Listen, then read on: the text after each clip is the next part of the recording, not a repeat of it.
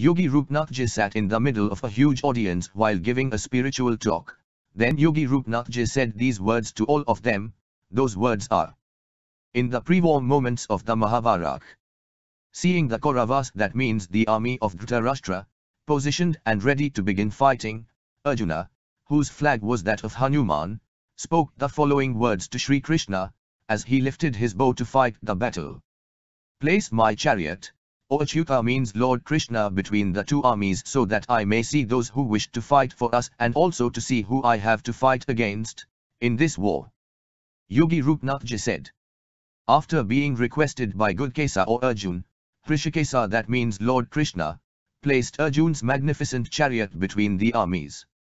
The chariot was now facing Bhisma, the Guru Drona, and all the rulers of the earth. Then Lord Krishna spoke to Arjuna. O Parth, means Arjuna, see yourself all of the Kauravas assembled here on the battlefield today. Arjuna gazed upon the army and then saw in both armies paternal uncles, grandfathers, teachers, maternal uncles, cousins, sons, grandsons, friends, fathers-in-law, and well-wishers. The son of Kunti, that means Arjuna, after viewing all of those relatives and friends posted in their positions on the battlefield, became melancholy and filled with compassion, love, for his relatives, and spoke in a sad voice. O Krishna, seeing my kinsmen, relatives, standing before me to fight against me in this war, I find myself unable to move my body, and my mouth has become parched. I have no longer any control over my body. My hair stands on end. I cannot control my bow Gandiva, and my skin burns all over. I can no longer stand. My knees are weak. My mind is clouded and spinning in many directions, and, dear Krishna, I am seeing bad signs. I cannot see any good in slaughtering and killing my friends and relatives in battle. O Krishna, I have no use nor desire for victory, empire or even materialistic pleasures. O Govinda, means Lord Krishna, what in the use of a kind agom, enjoyment or even life? Those whom we seek these pleasures from, the enjoyment of kingdom, are standing before us staking their lives and property, possessions which I have no desire for. O Lord Krishna, I do not want to kill my teachers, uncles, friends, fathers-in-law, grandsons, brothers-in-law, and other relatives and well-wishers. Yogi Rupnath Ji said. Arjuna spoke to the Lord Madhusudana, O Lord Krishna. I could not slay, kill, my relatives even if I had to give my own life away. I could not slay them even for domination of the three worlds. How could I slay them for domination of this earth? Arjuna spoke in misery. I think it would be better for me if the sons of Dhritarashtra slay me, with their weapons while I remain unarmed and unwilling to fight back. Sanjaya said. Having said this, Arjuna, still extremely sad and confused, sat on the seat of this chariot throwing away his bow and arrows. Yogi Rupnath Ji said.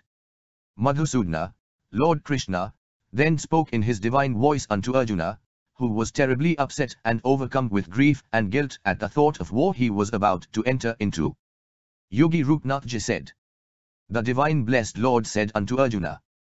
O Arjuna. Hrishikesa spoke smilingly, as Arjuna stood between the two armies. Arjuna, you show your grief and compassion for those who do not deserve your grief, compassion or sympathy. Although your words are filled with wisdom, you must remember, the wise men never grieve for the living or the dead. O Arjuna, always remember what I am about to say to you, for it is the law of karma, a law that one should always obey in life should he or she ever feel resentment, frustration, anxiety, or grief.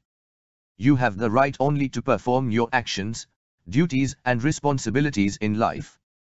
However, the results of these actions should not concern you at all. You should not even desire results for your actions, because the results are simply not in your hands, but in the hands of the Lord. Neither should you lean towards inaction, which is one of the most important shloka describing Karma Yoga. O Arjuna, perform all your actions with an even mind. In other words, do not feel overjoyed at the successes in your life and do not allow yourself to feel overcome with grief because of any failures you may encounter on life. Rid yourself of any attachments to material things and always remember that the results of your actions is in the Lord's hands. If you react the same way, regardless of the result of your actions, you are performing what is known as Karma Yoga. Yogi Rupnathji said. The Divine Blessed Lord then said unto Arjuna, when actions are performed by a person for any selfish motive or gain, that person shall always suffer and remain disappointed in life. Those, however, who practice Karma Yoga or the Yoga of even-mindedness, are free from any worries or disappointments, for they do not care for the results of their actions and duties. That person who devotes himself to a life of Karma Yoga with no selfish motives in mind does not become hungry for power, nor does he become attached to any of the bad and disgusting things in life. Therefore, O Arjuna, always strive to achieve selfless Karma Yoga, for this is the path of perfection in life. Yogi Rupnathji said. Lord Krishna also said unto Arjuna, those individuals who have devoted their lives to the practice of Karma Yoga, they not only free themselves of the worries that accompany anticipation of results after performing certain actions, but also free themselves of all sins and achieve the supreme state of everlasting peace and happiness. Yogi Rupnathji said. Long before the battle of Mahabharat, the Rudhvarat uttered this supernatural message to Raja Rahugan. Once, Raja Rahugan was going to Kapil Muni to study enlightenment, sitting on the palanquin. He intended to get instructions from the sage about spiritual knowledge, for his thirst for spiritual awareness increased each moment. While he was going along the bank of river Iksumti, the bearers of the palanquin, after a long journey, were tired, and so they were looking out for a man who could provide some relief one by one. With the grace of great providence that they came across a wise Brahman. He was stout, strong, and quite young with a muscular body. They thought that he could carry a donkey load, and therefore, they forcibly employed that Brahman for carrying palanquin. They did not worry that it was humiliating to a learned Brahman. That Brahman silently carried palanquin without complaint, but the technique and walk of other palanquin bearers differed from the Brahman, who carefully examined the ground before taking a step ahead, and thus, he measured a distance of 3 feet only each time he took a step. The king soon realized that something was wrong in the manner of lifting palanquin, as he felt the bearers carried unsteadily and erratically, and so gave jerks to him. King Rahugan said to Kehas, why are you going carefully? Why not walk with caution? He said to the bearers, move properly. Why do you carry palanquin inconsistently, O bearers? Make smooth lifting. The bearers were afraid of the punishment because of the faulted carrying of palanquin. One of the bearers said meekly, O king, we are not slipshod and careless. We are lifting palanquin quite befittingly as it should be. The Kehas replied, Maharaj, we are walking with caution, but this new Keha creates a disturbance in our movement. Its feet rise and stagger. A new bearer, just recruited, is not keeping pace with us. Therefore, we are unable to keep pace, and so palanquin appears unsteady. Yogi Rupnathji said. Hearing piteous words, the king thought and analyzed that the fault of one man, at times, travels to others. If new man is not stopped, others will get some ailment of taking wrong steps, thus jeopardizing easy and relaxed journey. Despite noble thoughts, a Kshatriya's sigh crept in, and because of Rajas, qualities born of passion, energy and adventure, anger and annoyance filled Rahugan. To the learned Brahman, whose divine radiance was hidden and was not obvious like fire, he said, showing sympathy, O brother, why don't you run properly? You seem like a lot to see. Doesn't the Siddhan go properly? It is a pity, you are exhausted. It appears you carry palanquin alone without any help from other bearers. Now, you are fatigued. You do not look very stout or healthy. Old age is oppressive, and therefore, you are not tough and muscular. Learned Brahman, a realized soul, appeared to have become one with the infinite and was devoid of any feeling of I or mine. He considered body as concatenation, an inseparable linkage of organs and limbs, where 5 gross elements and 10 senses organs, like eyes, ears, nose etc. of perception and action, had lost existence for him, as cultured Brahman had attained complete detachment and equanimity.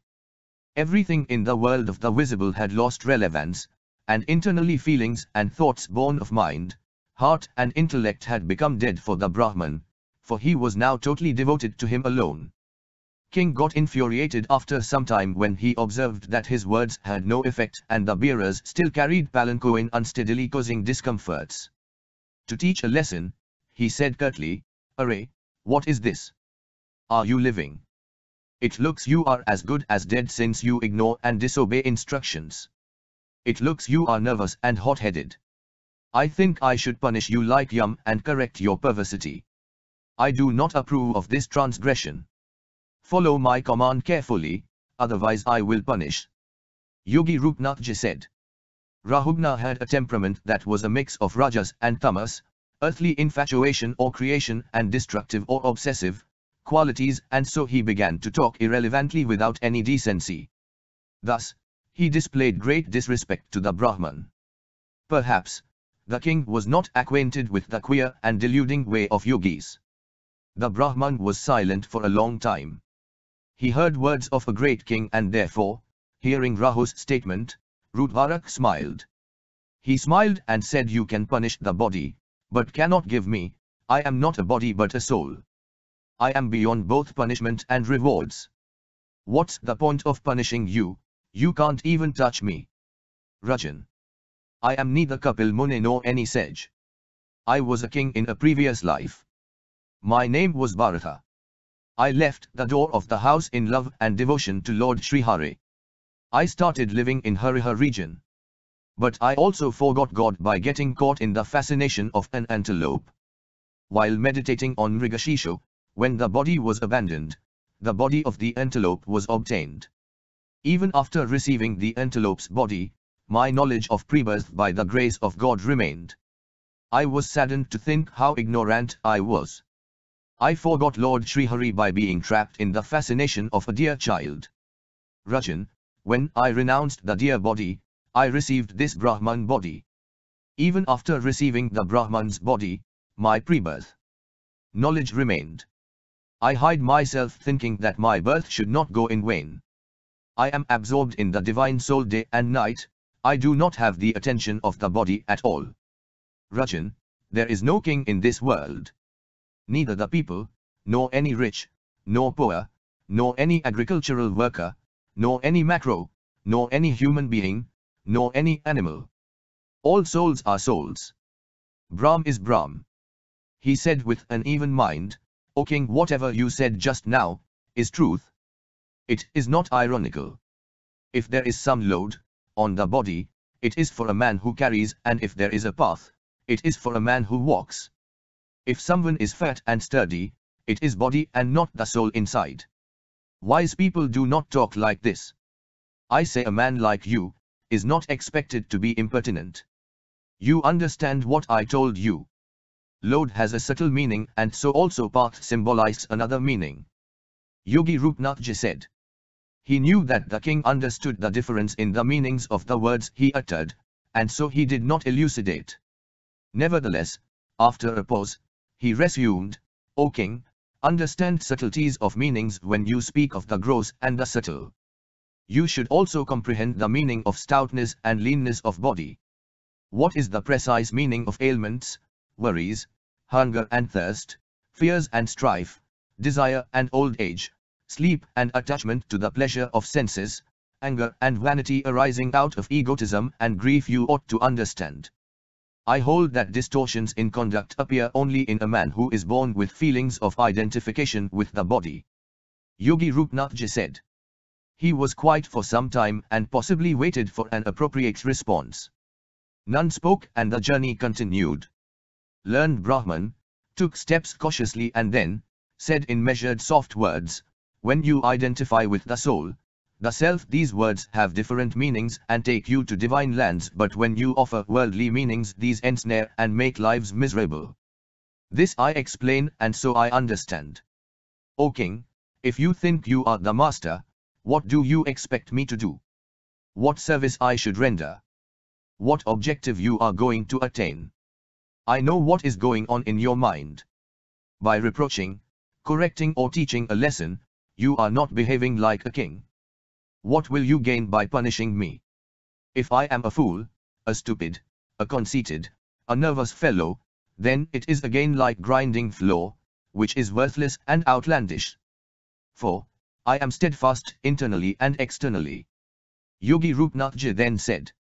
Thus, wise Brahman spoke in measured words exhibiting tranquil and calm nature.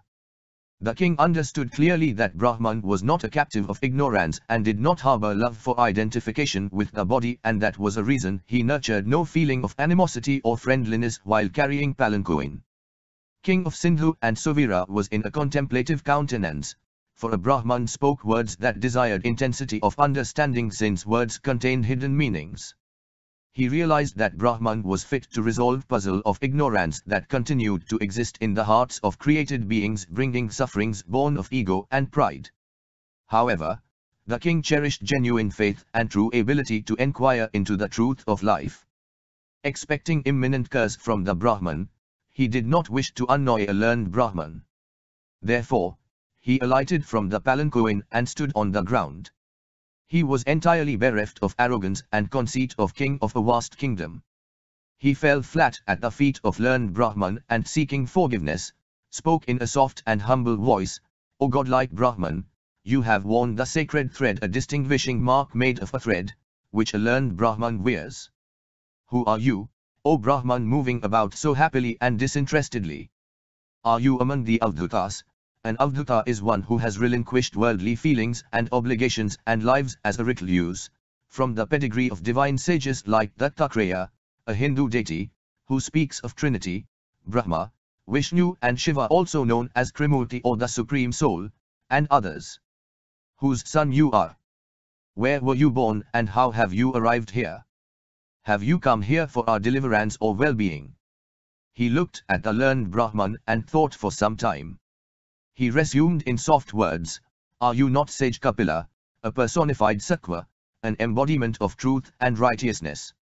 I am neither afraid of the thunderbolt of Indra nor the trident of Shiva. I also do not fear the rod of punishment of Yam. I tell you that the weapons of fire god, sun god, moon god, wine god and lord of riches do not create fears in me. I speak out of no flattery, but I tell you I am afraid of showing disrespect to the Brahmans. Yogi Rupnathji said. After a short pause, he said again, O great Brahman, please tell me, who are you roaming about like a stupid fellow by hiding profound wisdom and power of self-knowledge, and who is detached from worldly pleasures? I am unable to penetrate depth of your divine wisdom. O virtuous soul, you speak like a yogi and you are critical, but this does not dispel suspicions I nurse within. While speaking above words, King Rahugna was apologetic, remorseful, submissive to the extent of being obsequious and pleading. After a few moments, he spoke again, I have been getting tired by doing karmas acts, of varied nature and consequences. I fought for many years and incessant wars tired me out, so I thought, while carrying this load you must be exhausted. I thought similar feelings of lethargy and fatigue must be troubling you while doing such laborious and burdensome work. I understand that the phenomenal world too ought to contain some reality at the bottom, for otherwise, I feel, it would be devoid of any utility or benefit. To tread a path of truth is right. No one can bring water in a non-existing pitcher. Rahugna turned a little philosopher, it appeared. Yogi Rupnathji then said. He told learned Brahman, like cooked rice in the pot, men get mature and attain knowledge of the self. One puts water in the pot, it boils, and then, as rice is poured into the pot, it boils again, and ultimately rice is worth eating. He continued, this means that heat is transmitted. A play of identification with body as well as the senses of perceptions and organs of activities it is. Mind and heart define, understand and experience feelings of fatigue, heat and cold. These feelings and sensations travel to inner self, the soul, and therefore, life is conditioned. Subtle feelings of heat, hearing, seeing and touch offer different meanings. You are quite aware.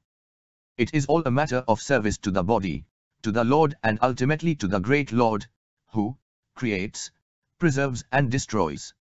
King gave expression to feeling and thoughts, for he was a man of wisdom in search of spiritual knowledge. But when a Brahman on the way met and behaved in an unpredictable manner, it became unbearable for the mighty king.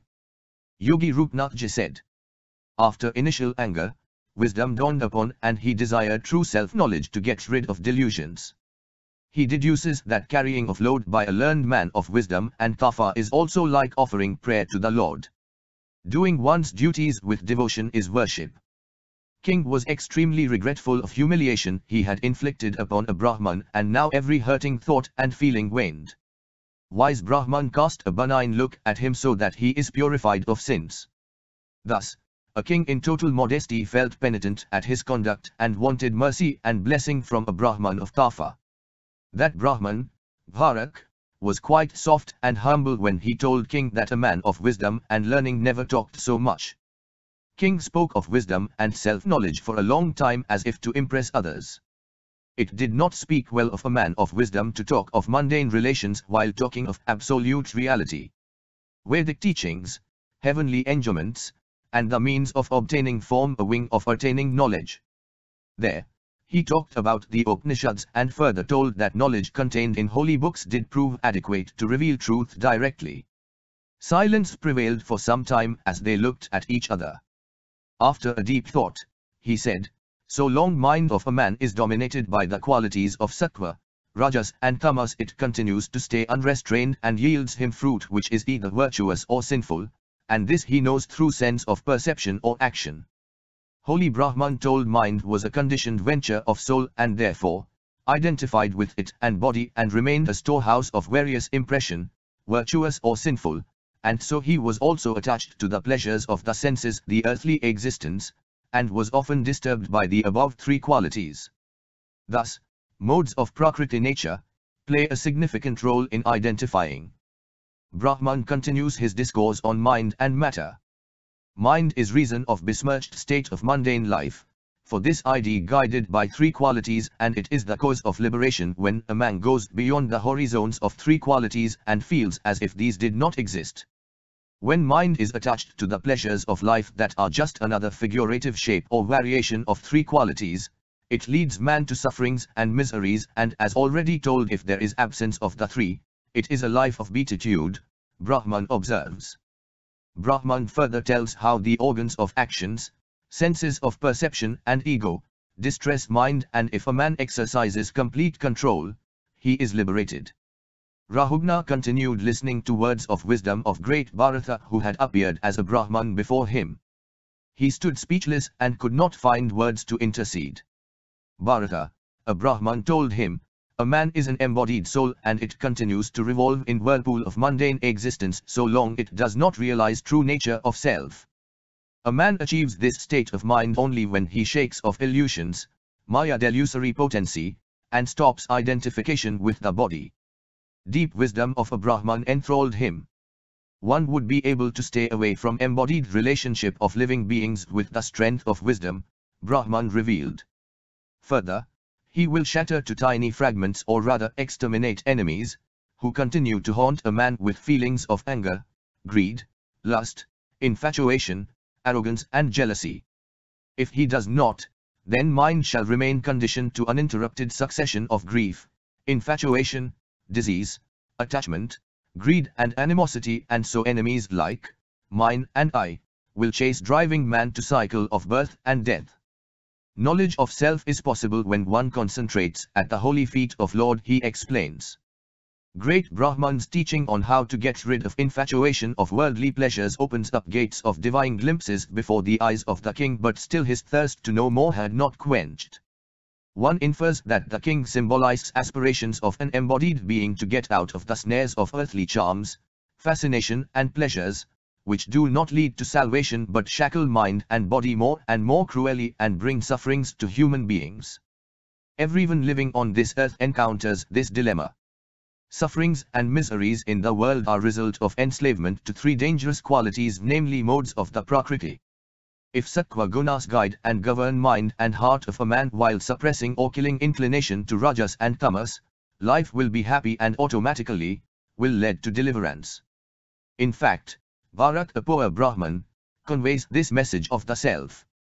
King Rahugna made another appeal to Brahman to elucidate his teaching pregnant with deep spiritual import, making it more intelligible and understandable.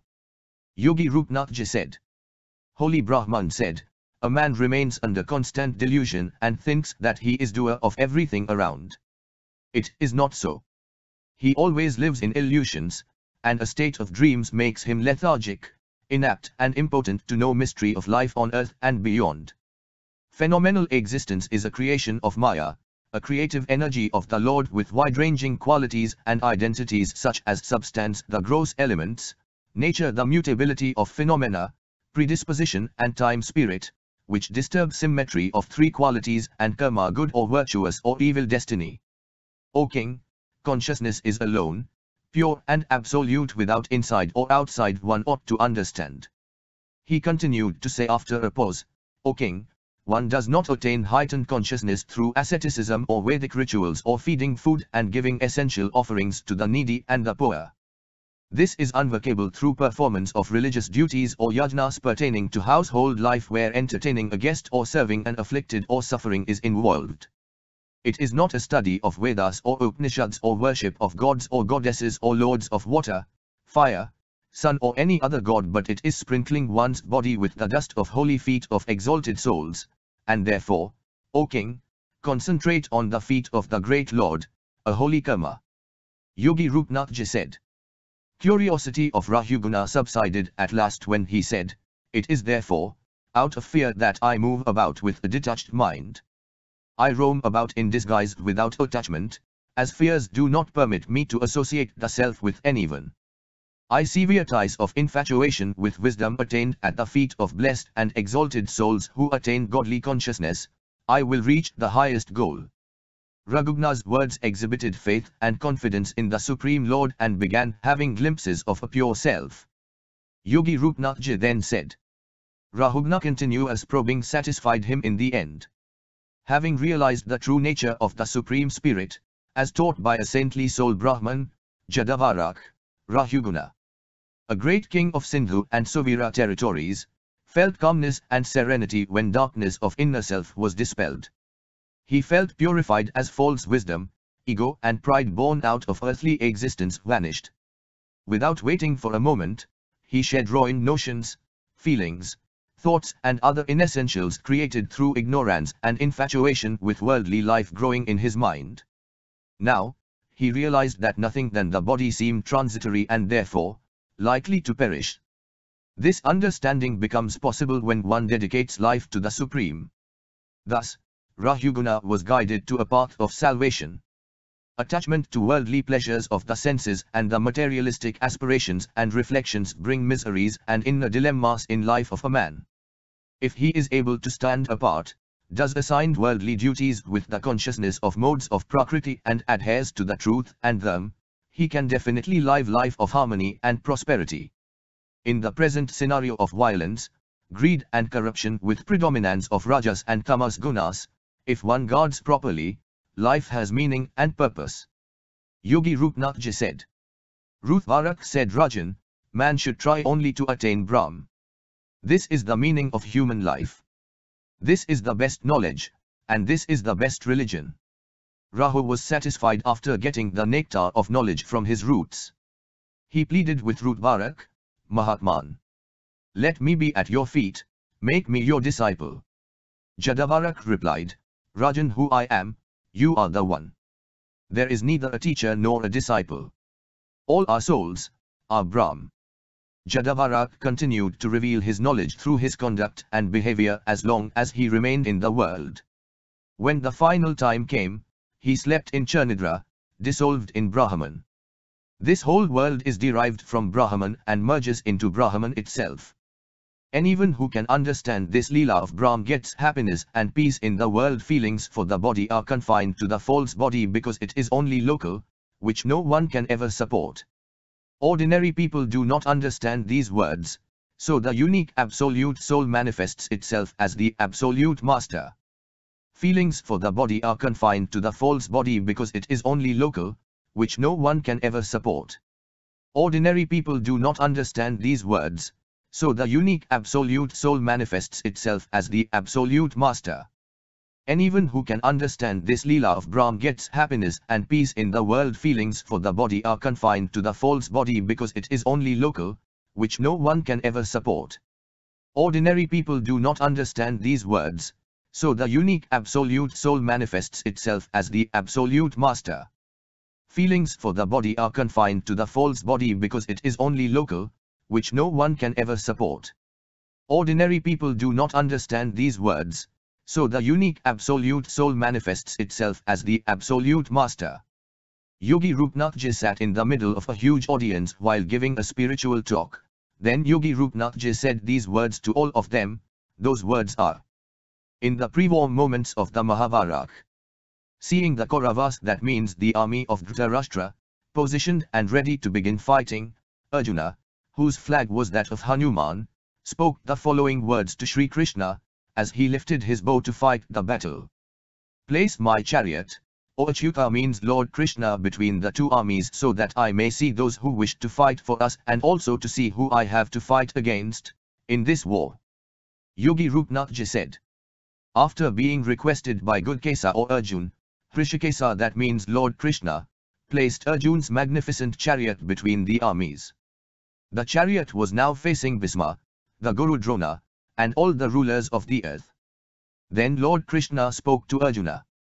O Parth, means Arjuna, see yourself all of the Kauravas assembled here on the battlefield today. Arjuna gazed upon the army and then saw in both armies paternal uncles, grandfathers, teachers, maternal uncles, cousins, sons, grandsons, friends, fathers-in-law, and well-wishers. The son of Kunti, that means Arjuna, after viewing all of those relatives and friends posted in their positions on the battlefield, became melancholy and filled with compassion, love, for his relatives, and spoke in a sad voice. O Krishna, seeing my kinsmen, relatives, standing before me to fight against me in this war, I find myself unable to move my body, and my mouth has become parched. I have no longer any control over my body. My hair stands on end. I cannot control my bow Gandiva, and my skin burns all over. I can no longer stand. My knees are weak. My mind is clouded and spinning in many directions, and, dear Krishna, I am seeing bad signs. I cannot see any good in slaughtering and killing my friends and relatives in battle. O Krishna, I have no use nor desire for victory, empire or even materialistic pleasures. O Govinda, means Lord Krishna, what in the use of a kind goam, enjoyment or even life? Those whom we seek these pleasures from, the enjoyment of kingdom, are standing before us staking their lives and property, possessions which I have no desire for. O Lord Krishna, I do not want to kill my teachers, uncles, friends, fathers-in-law, grandsons, brothers-in-law, and other relatives and well-wishers. Yogi Rupnathji said. Arjuna spoke to the Lord Madhusudana, O Lord Krishna. I could not slay, kill, my relatives even if I had to give my own life away. I could not slay them even for domination of the three worlds. How could I slay them for domination of this earth? Arjuna spoke in misery. I think it would be better for me if the sons of Dhritarashtra slay me, with their weapons while I remain unarmed and unwilling to fight back. Sanjaya said. Having said this, Arjuna, still extremely sad and confused, sat on the seat of this chariot throwing away his bow and arrows. Yogi Rupnathji said. Madhusudana, Lord Krishna, then spoke in his divine voice unto Arjuna, who was terribly upset and overcome with grief and guilt at the thought of war he was about to enter into. Yogi Rupnathji said. The divine blessed Lord said unto Arjuna. O Arjuna. Hrishikesa spoke smilingly, as Arjuna stood between the two armies. Arjuna, you show your grief and compassion for those who do not deserve your grief, compassion or sympathy. Although your words are filled with wisdom, you must remember, the wise men never grieve for the living or the dead. O Arjuna, always remember what I am about to say to you, for it is the law of karma, a law that one should always obey in life should he or she ever feel resentment, frustration, anxiety, or grief. You have the right only to perform your actions, duties and responsibilities in life. However, The results of these actions should not concern you at all. You should not even desire results for your actions because the results are simply not in your hands, but in the hands of the Lord. Neither should you lean towards inaction, which is one of the most important shloka describing Karma Yoga. O Arjuna, perform all your actions with an even mind. In other words, do not feel overjoyed at the successes in your life and do not allow yourself to feel overcome with grief because of any failures you may encounter on life. Rid yourself of any attachments to material things and always remember that the results of your actions is in the Lord's hands. If you react the same way, regardless of the result of your actions, you are performing what is known as Karma Yoga. Yogi Rupnathji said. The Divine Blessed Lord then said unto Arjuna, when actions are performed by a person for any selfish motive or gain, that person shall always suffer and remain disappointed in life. Those, however, who practice Karma Yoga or the Yoga of even-mindedness, are free from any worries or disappointments for they do not care for the results of their actions and duties. That person who devotes himself to a life of Karma Yoga with no selfish motives in mind does not become hungry for power, nor does he become attached to any of the bad and disgusting things in life. Therefore, O Arjuna, always strive to achieve selfless Karma Yoga, for this is the path of perfection in life. Yogi Rupnathji said. Lord Krishna also said unto Arjuna, those individuals who have devoted their lives to the practice of Karma Yoga, they not only free themselves of the worries that accompany anticipation of results after performing certain actions, but also free themselves of all sins and achieve the supreme state of everlasting peace and happiness. Yogi Rupnathji said. Long before the battle of Mahabharat, the Rudhvarak uttered this supernatural message to Raja Rahugan. Once, Raja Rahugan was going to Kapil Muni to study enlightenment, sitting on the palanquin. He intended to get instructions from the sage about spiritual knowledge, for his thirst for spiritual awareness increased each moment. While he was going along the bank of river Iksumti, the bearers of the palanquin, after a long journey, were tired and so they were looking out for a man who could provide some relief one by one. With the grace of great providence that they came across a wise Brahman. He was stout, strong, and quite young with a muscular body. They thought that he could carry a donkey load and therefore, they forcibly employed that Brahman for carrying palanquin.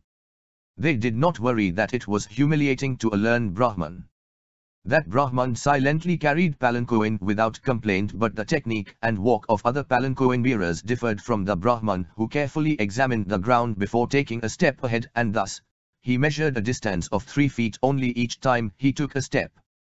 The king soon realized that something was wrong in the manner of lifting palanquin as he felt the bearers carried unsteadily and erratically, and so gave jerks to him. King Rahugan said to Kehas, why are you going carefully, why not walk with caution? He said to the bearers, move properly. Why do you carry palanquin inconsistently, O bearers? Make smooth lifting.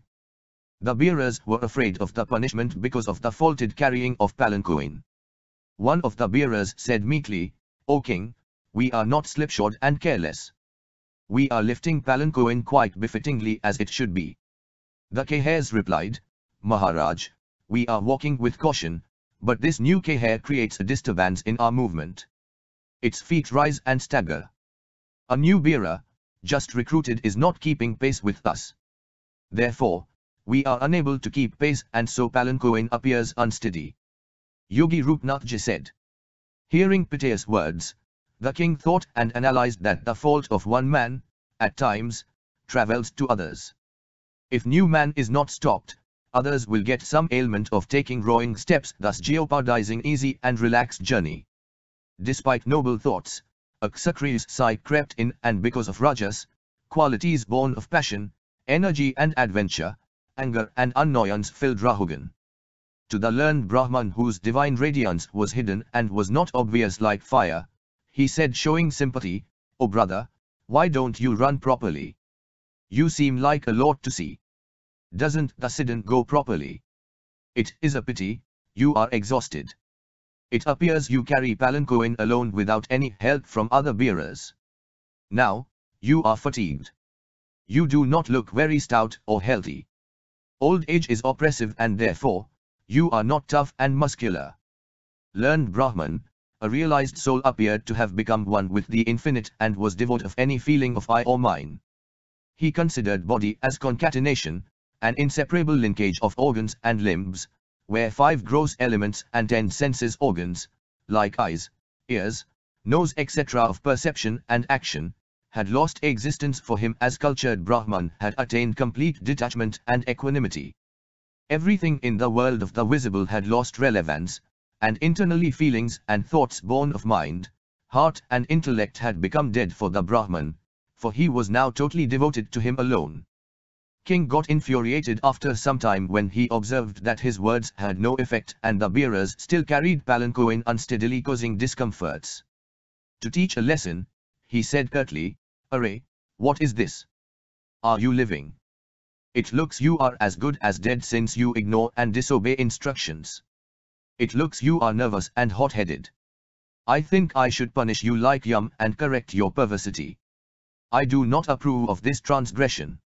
Follow my command carefully, otherwise I will punish." Yogi Rupnathji said. Rahugna had a temperament that was a mix of rajas and tamas, earthly infatuation or creation and destructive or obsessive qualities, and so he began to talk irrelevantly without any decency. Thus, he displayed great disrespect to the Brahman. Perhaps, the king was not acquainted with the queer and deluding way of yogis. The Brahman was silent for a long time. He heard words of a great king and therefore, hearing Rahu's statement, Rudharak smiled. He smiled and said, "You can punish the body, but cannot give me. I am not a body but a soul. I am beyond both punishment and rewards. What's the point of punishing you?"